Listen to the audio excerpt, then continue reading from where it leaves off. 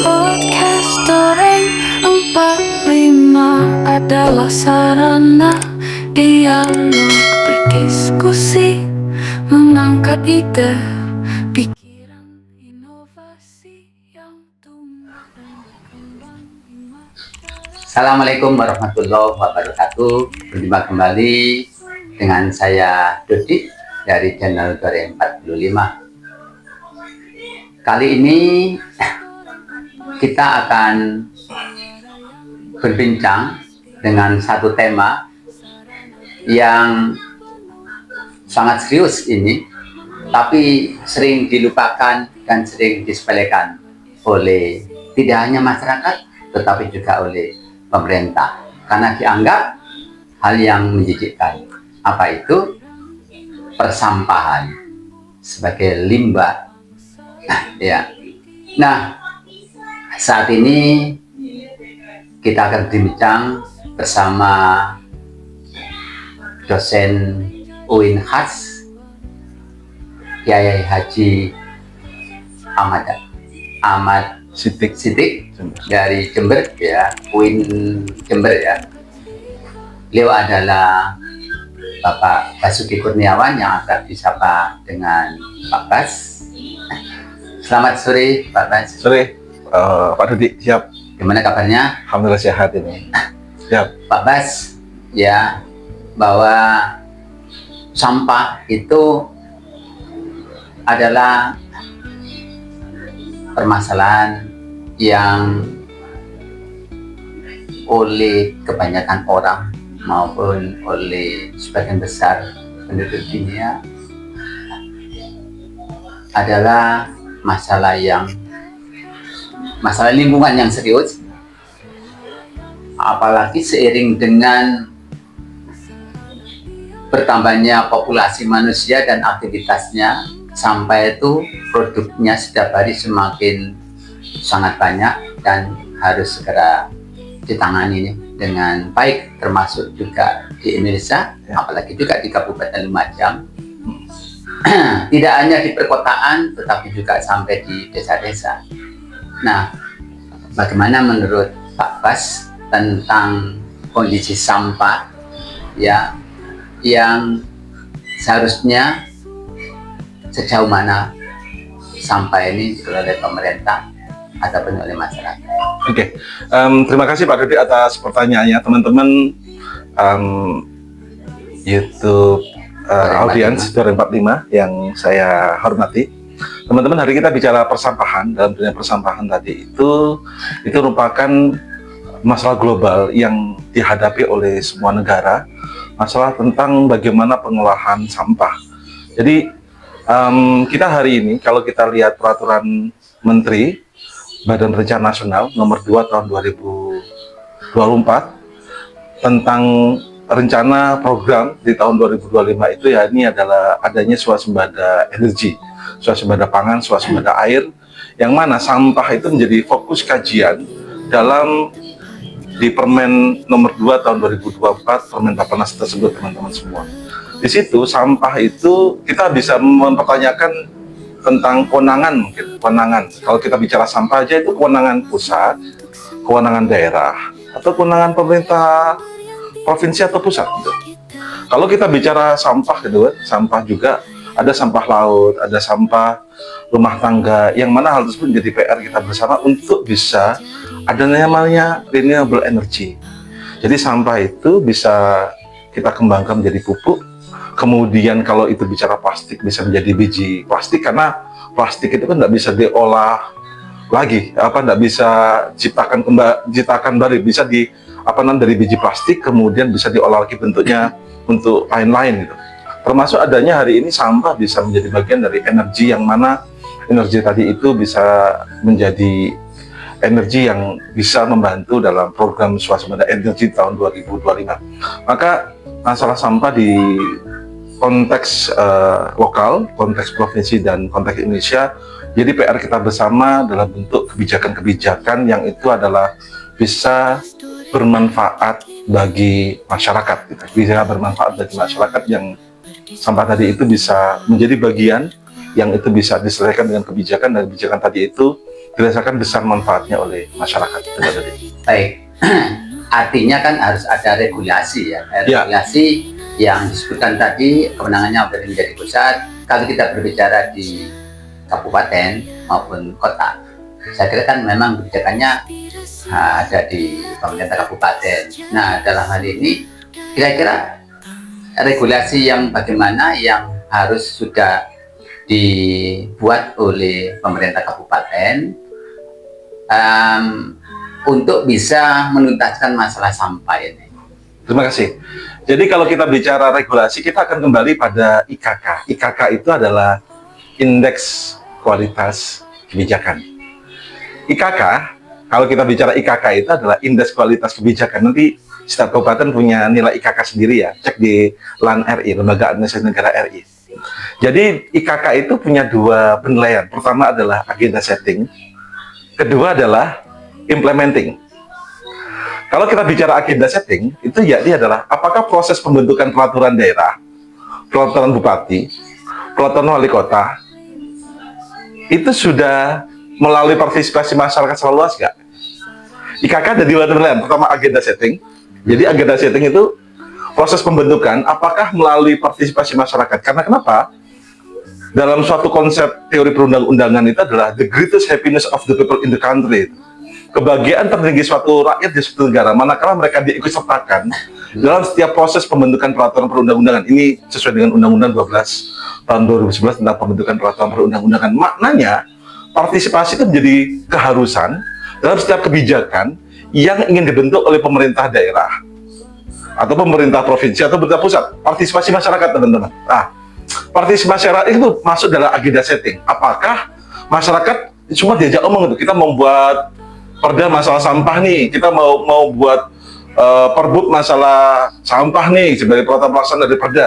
Itu apakah ada proses partisipasi masyarakat? Karena kebijakan tadi itu sebagai regling ya, ada regling lebih sedikit karena sebagai regling itu ada partisipasi masyarakat. Apakah itu sudah terlaksana atau enggak? Ini pertanyaan pertama, agenda setting. Kedua adalah implementing. IKK, Indeks Kualitas Kebijakan itu akan melihat implementing. Implementing itu apa yang dirasakan oleh masyarakat itu sudah ada manfaatnya nggak?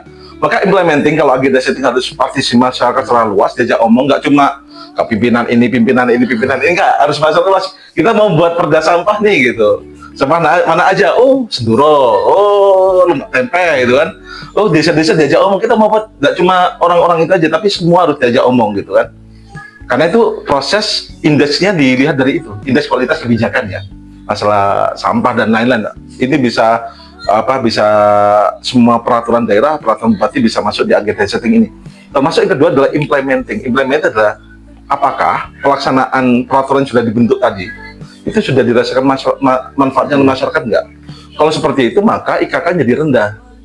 Inilah IKK setiap daerah. Mungkin lebih mudah adalah teman-teman itu lihat di JDIH kabupaten. JDIH.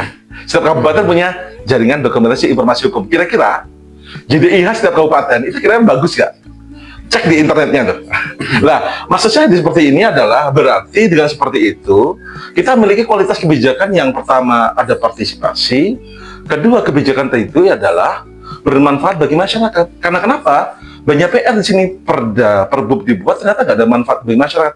Ternyata cuma copy paste dari dan lain yang mana masyarakatnya belum merasakan dampak itu. Maka kembali pada kasus pertanyaan tadi itu, partisipasi masyarakat jadi kunci agar kebijakan yang dibuat oleh pemerintah itu bisa betul-betul manfaatnya itu dirasakan oleh masyarakat secara luas. Ini teman-teman bisa nilai IKK setiap kabupaten dan juga cek di JDIH setiap daerah. Mungkin ini merupakan bentuk masukan. Ini bentuk menjadi masukan agar kualitas kebijakan di setiap daerah itu betul-betul dirasakan manfaatnya oleh masyarakat. Kadang-kadang ada game seperti ini. Kalau peraturan dibuat, berarti masyarakat dianggap tahu. Itu asumsi, bukan ada game, itu asumsi. Iya. Kalau peraturan dibuat, ya teman-teman ya, peraturan dibuat, berarti masyarakat dianggap tahu. Itu asumsi, bukan ada game. Kenapa hal tersebut? Karena harus ada sosialisasi. Masa peraturan dibuat tidak ada sosialisasi, masyarakat tidak tahu kemudian ini sampah saya taruh di mana nih? Maka kemudian Mari kita ini kalau bicara peraturan daerah ke semua hal ya, tidak cuma sampah, maka ada indeks kualitas kebijakan agenda estetik, proses implementing, dan kemudian teman-teman kita akan bicara masalah tentang partisipasi masyarakat yang saya rasa menjadi penting dalam kebijakan. Mungkin lebih kecil lagi ke masalah sampah itu, yang mana agar sampah itu menjadi fokus di pemerintahan Indonesia di tahun 2025. Itu Pak Dodi. Baik. Jadi artinya memang kita nggak tahu sih apakah Perda maupun Pergub tentang sampah. Kan leading sektornya kan berada di Dinas Lingkungan Hidup. Ya. Nah, sejauh mana nanti LH, kalau yang dipahami oleh masyarakat luas, sudah tentu masalah sampah itu pokoknya masyarakat itu sudah membayar, ada yang ngangkut begitu ya di TPS, sementara kemudian diangkut ke TPA yang di Kabupaten Lumajang itu Sampit ya, dari Kecamatan Sampit di Lumbeni sana. Kalau kita lihat di lokasi, tiap hari sampahnya itu selalu menumpuk bagaikan gunung. Nah sehingga lambat laun sampah-sampah ini kan akhirnya menjadi satu polusi, penyemaran ya, baik air tanah maupun udara. Apalagi penyemaran yang dari sampah-sampah anorganik ya, yang tidak bisa didaur ulang, gas metannya itu kan bisa mempengaruhi pemanasan global. Nah, artinya pemerintah juga harus serius, seperti yang dari berkaca pada perencanaan dari Bappenas bahwa 2025 maka pemerintah insya Allah akan serius ini menangani sampah. Nah, gimana partisipasi masyarakat dalam hal, kalau tadi kita tidak tahu dalam regulasi ya, partisipasi dengan keikutsertaan dalam menyusun. Nah, sekarang sejauh mana kesadaran masyarakat tentang sampah ini yang oleh Pak Bas gimana ini? Terima kasih teman-teman, karena ini merupakan PR kita bersama ya, kesadaran masalah tentang sampah tersebut.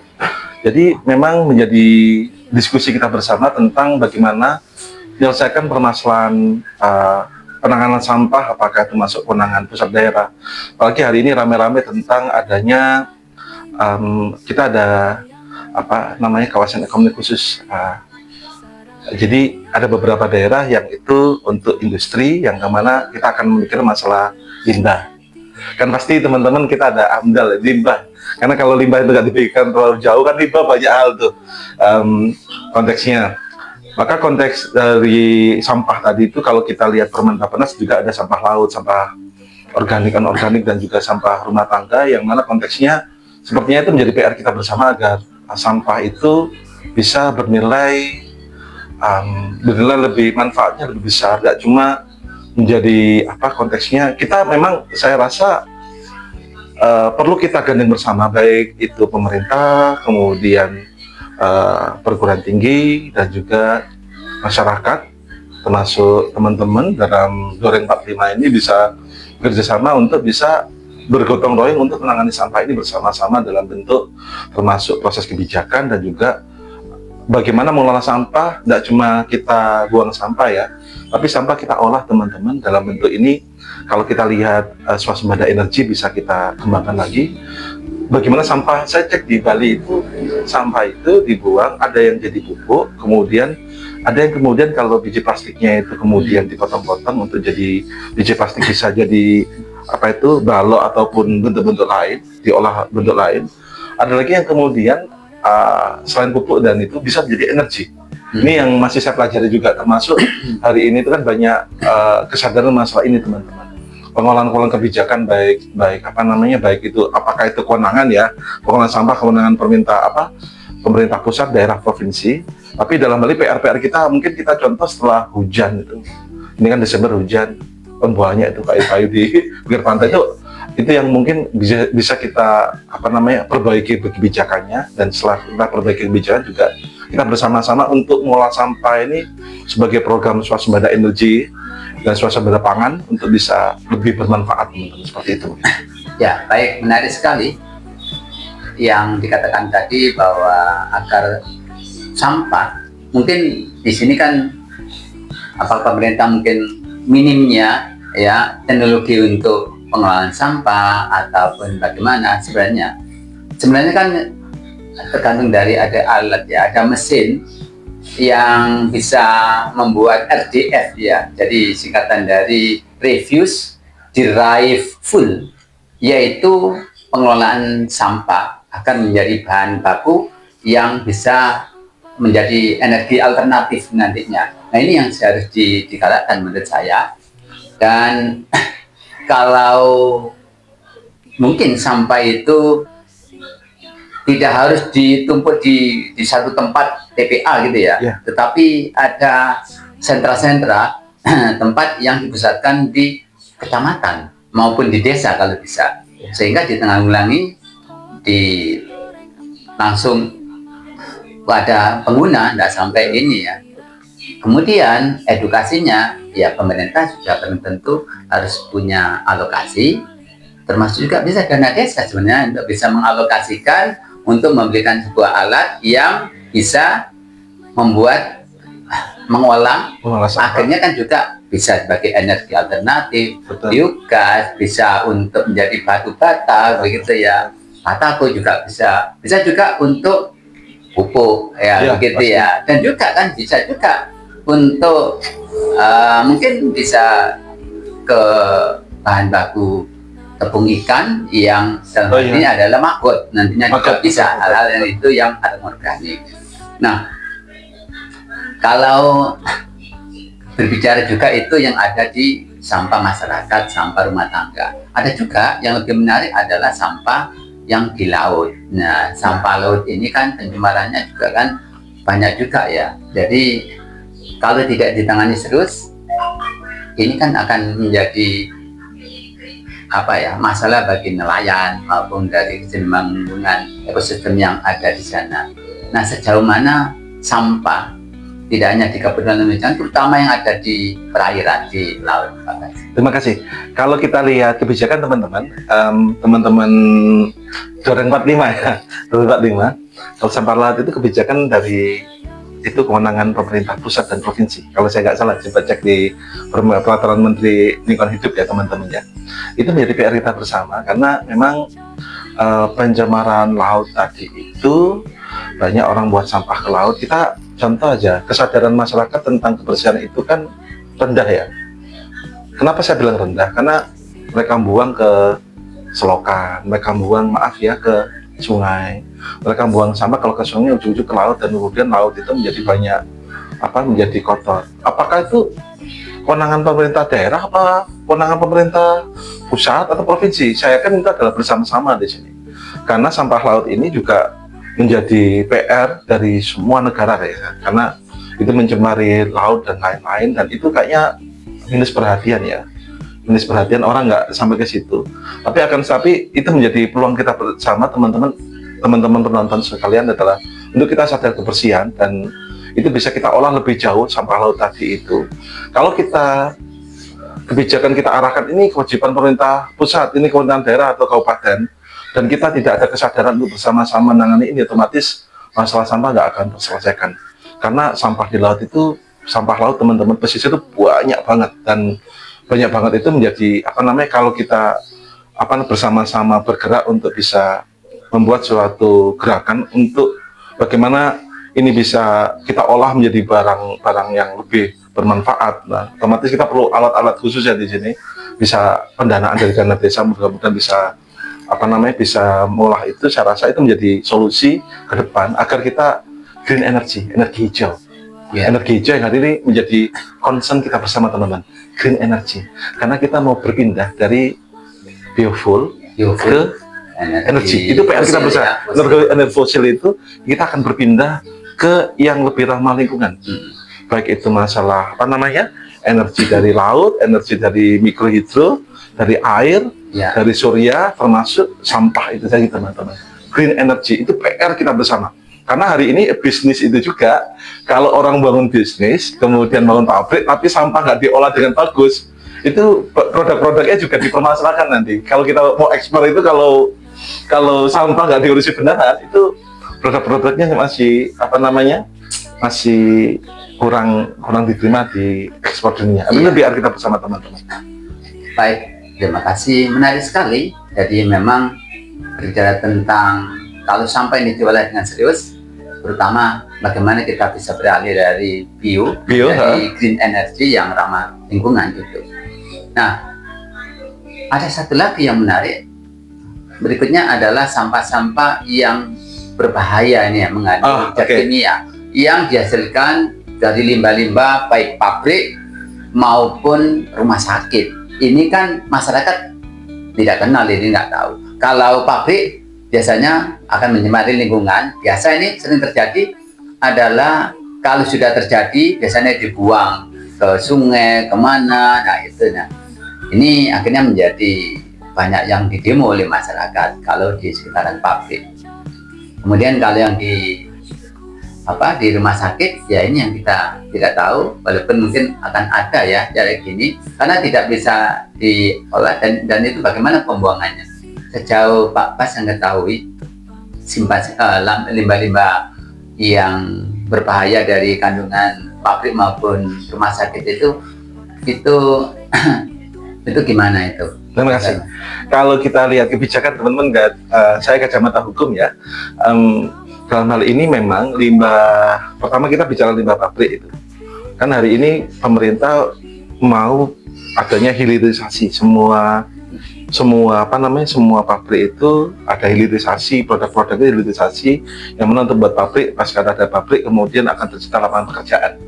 Kalau tercipta lapangan pekerjaan, berarti masyarakat kemudian bisa hidup di situ dan mereka ekonomi bisa meningkat, gitu kan? Maka muncul KIK, kawasan ekonomi khusus, teman-teman, KIK. Tapi masalah muncul, kalau ada pabrik banyak, limbahnya dibuang kemana? Itu PR tuh. Jangan sampai PR, memang kita ada AMDAL, teman-teman. Itu yang kemudian ramai di PT UN ya, sengketa perizinan. Sengketa perizinan yang masalah AMDAL dan lain-lain itu menjadi sengketa di Peradilan Tata Usaha Negara. Tapi selain saya bicara sengketa adalah hari ini banyak pabrik-pabrik ya harus limbahnya itu berdampak pada masyarakat, yang mana itu harus dipikirkan secara lebih luas agar limbah tadi itu tidak juga membuat penyakit ke masyarakat juga. Maka harus kita membuat kebijakan RT RW, rencana tata ruang wilayah itu, apalagi ini kayak orang-orang itu bangun perumahan. Hari ini banyak perumahan kan, ada ikut mertua itu nggak bagus, harus bangun perumahan. Padahal itu tanah sawah. Mereka keringkan dulu, bruk dulu biar nggak ada airnya. Pasca itu kemudian buat buat perumahan. Dampaknya apa kemudian? Atau bangun pabrik dan lain-lain. Dampaknya apa? Kalau banjir, hujan kayak saya ini banjir hujan karena tidak ada resapan, dan sesuai RT RW. Nah, maka dari itu termasuk pabrik juga teman-teman itu harus ada.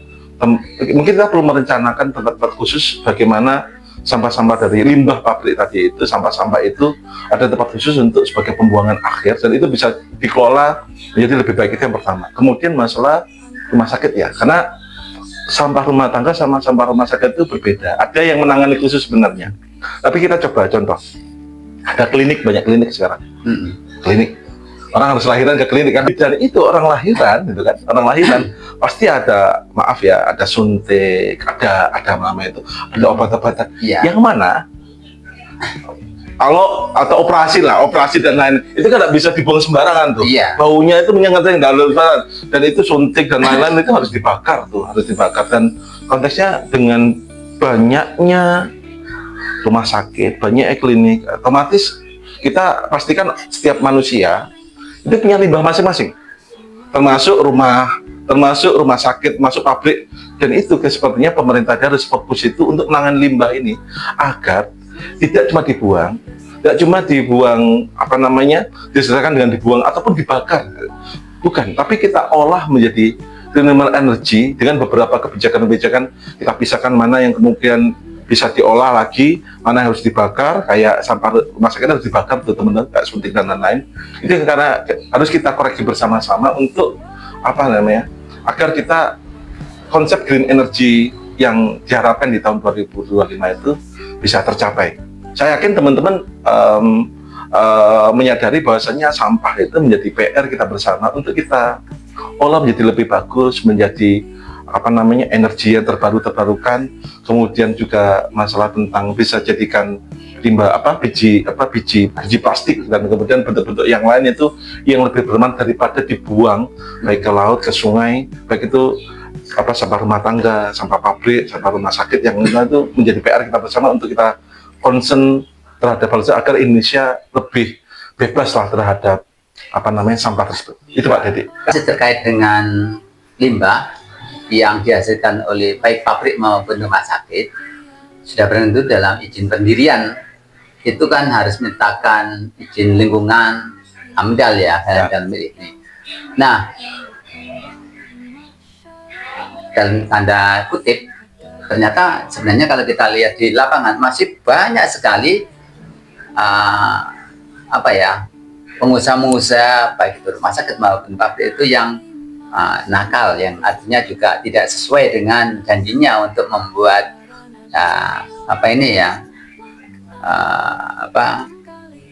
penempatan limbah yang sesuai dengan atau IPAL yang sesuai dengan persyaratan. Nah, itu bagaimana kalau misalkan ada beberapa yang melanggar? Siap, makasih. Teman-teman, kita bicara sanksi ya, masalah hukum. Hukum itu dalam ini sifatnya mengatur. Tapi dalam setiap peraturan itu ada dua hal, ada sanksi. Sanksinya itu ada sanksi administratif dan sanksi pidana. Kalau sanksi administratif itu sifatnya adalah reparatoire atau premium remedium. Administratif itu premium remedium, sedangkan pidana itu adalah ultimum remedium, efek jerah. Dalam pengelolaan sampah tadi, kalau kita lihat di Undang-Undang 18 tahun 2008 tentang pengelolaan sampah, itu ada sanksi administratifnya tentang pelanggaran sampah ini. Pertama, ada sanksi administratif sifatnya adalah reparatoire, pemulihan ya. Kemudian ada sanksi pidana, itu penjaraan, sifatnya penjaraan efeknya. Dua hal berbeda. Administratifnya di Undang-Undang 18 tahun 2008 ini adalah ada teguran tertulis. Kalau dia melanggar pengelolaan sampah ya, secara administratif. Kemudian penghentian sementara kegiatan dan pencabutan izin. Kalau dia melanggar tentang masalah pengelolaan sampah ini yang tidak sesuai, pelanggaran masalah pengelolaan sampah. Kedua, di pasal 40 tadi pasal 39, pelanggaran menimbulkan kerugian terhadap lingkungan itu juga bisa dikenakan sanksi pidana penjara. Karena pidana itu merupakan bagian dari hilir. Ada hulu, ada hilir. Nah, hilirnya ini adalah pidana sebagai ultimum remedium, memberikan efek jerah. Pidana penjara paling lama 4 tahun bagi masyarakat yang menimbulkan kerugian terhadap lingkungan, dan juga denda paling banyak 100 juta rupiah. Itu kalau kita bicara di Undang-Undang Pengelolaan Sampah. Kalau kita bicara Undang-Undang 32 tahun 2009 tentang perlindungan dan pengelolaan lingkungan hidup, teman-teman, juga ada larangan agar hal ini ada pelanggaran terhadap pengelolaan limbah dapat dikenakan pidana penjara paling lama 3 tahun dan denda paling banyak adalah 3 miliar. Itu kalau dia menggunakan ini pelanggaran pengelolaan limbah sampah di sini. Dan kemudian yang menarik ini adalah tadi yang disampaikan adalah limbah medis. Limbah medis tadi kan bicara masalah rumah sakit dan klinik ya. Ini menjadi PR kita bersama karena banyak orang awam masalah ini. Apalagi orang-orang kayak kita ada BPJS kan. Nah, hari ini kita setiap orang ngurusi apa harus ada BPJS. Dan BPJS pasca itu kemudian otomatis harus ke rumah sakit di situ ataupun klinik gitu. Maka di sini limbah medis bagaimana teman-teman? Di Undang-Undang Nomor 44 tahun 2009 tentang rumah sakit itu pasal 43, rumah sakit wajib mengelola limbah medis sesuai standar gitu. Dalam hal ini, pelanggaran terhadap kewajiban dapat dikenakan sanksi berupa teguran, pembukaan izin operasional, dan pencabutan izin operasional administratif. Belum ada sanksi pidananya.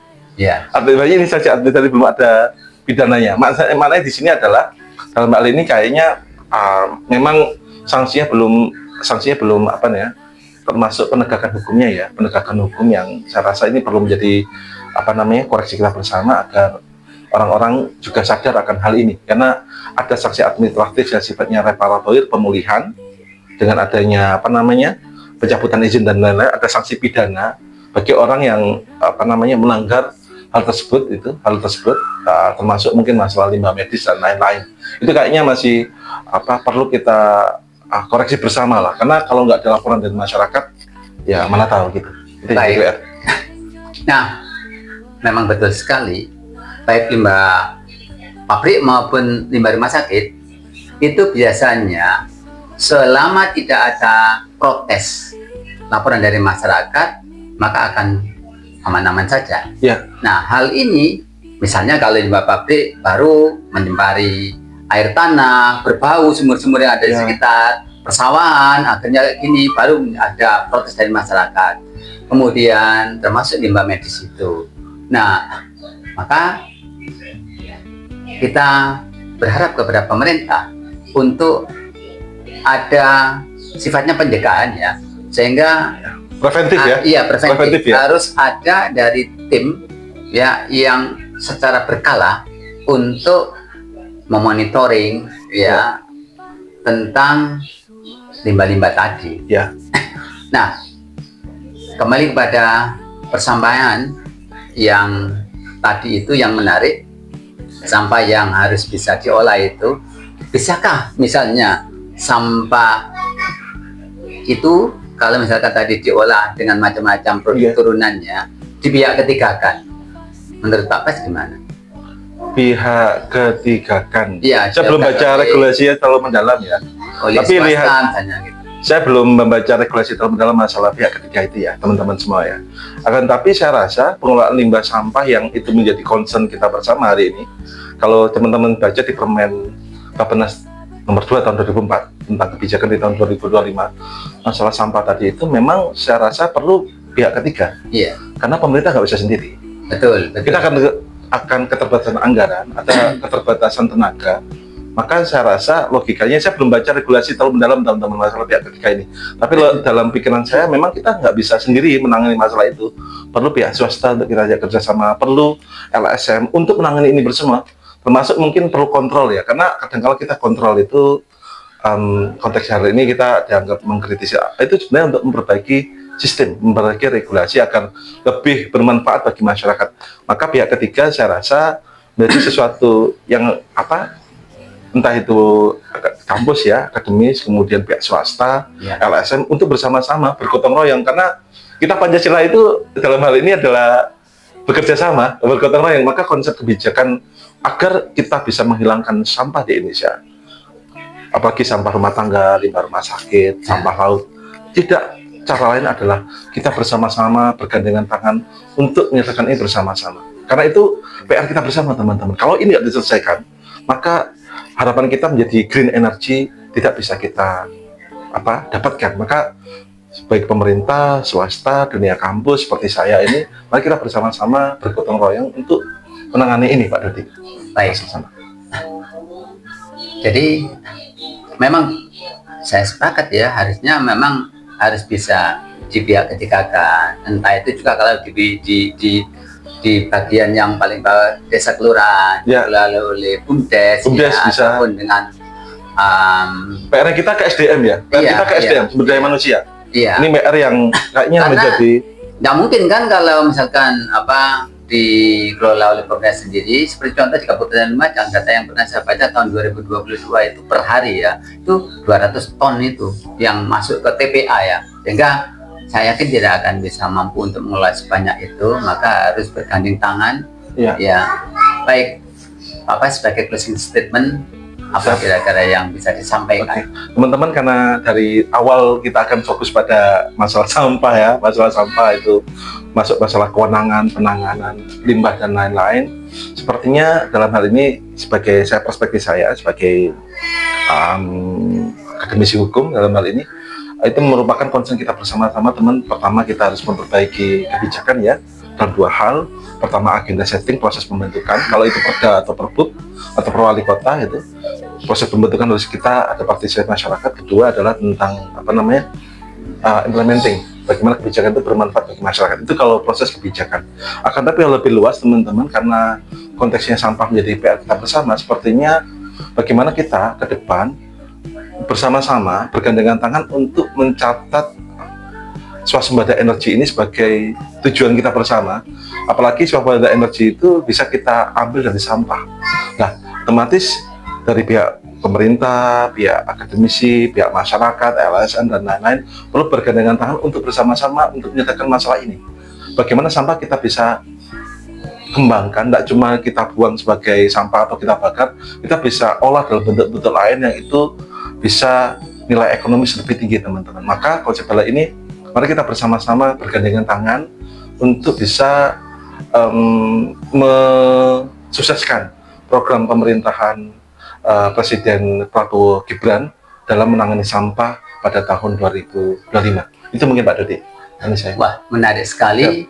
Dan terima kasih telah bisa berbincang tentang sampah, dan bisa saya simpulkan bahwa solusi di dalam menangani sampah, yang pertama harus ada edukasi kepada masyarakat tentang pentingnya pengolahan sampah yang baik dan benar. Yang kedua, daur ulang. Jadi mana-mana sampah yang bisa didaur ulang untuk bisa punya nilai, menghasilkan juga.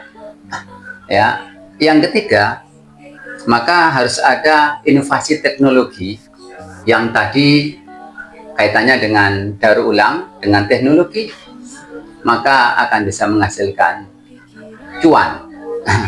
Dan berikutnya, yang tidak kalah penting, harus ada dukungan kebijakan tadi, kebijakan yang tegas, yang benar-benar serius dalam mengolah sampah. Dan yang terakhir, kolaborasi baik antara pemerintah, masyarakat maupun pihak swasta harus bisa bergandengan tangan untuk mengolah sampah agar sampah yang dianggap tidak punya nilai bisa menghasilkan baik energi maupun uang, sehingga bisa bermanfaat kembali. Demikian tadi perbincangan kita bersama Bapak Basuki Kurniawan, dosen UIN UNAS Jember. Sampai jumpa pada pertemuan berikutnya dengan episode yang lain. Assalamualaikum warahmatullahi wabarakatuh.